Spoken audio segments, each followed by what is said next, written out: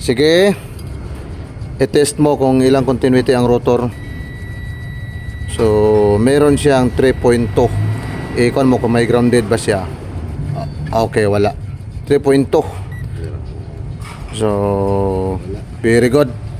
So bago ko naman ito hatulan talaga kung goods ba, kung okay ba talaga yung kanyang continuity, dito ako magbabase din sa IC regulator niya. Ayan, tinetest ng aking isang warrior, isang kapatid, sa pakialalay ng kuha niya.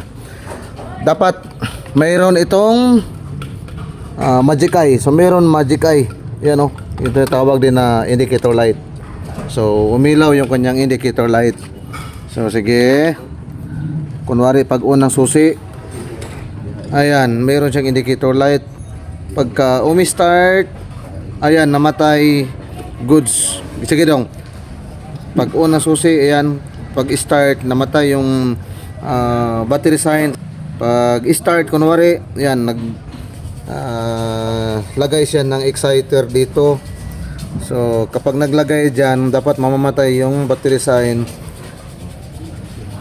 Umilaw ito ng wasto, itong charging lights. So okay, ibig sabihin goods ang IC.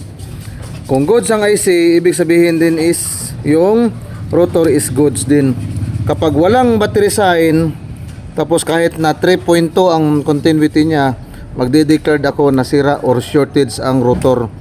Ganyan ako mag-decide kung may problema ba talaga ang rotor. Kapag shortage ang rotor, ito ang IC ang dadalihin niya, or ito ang kanyang idadamay. Iyan, oh. Ito is sharing knowledge para to sa mga new auto electrician na sumusubok. Iyan, oh. IC ito ng Kia Carens or alternator ng Kia Carens.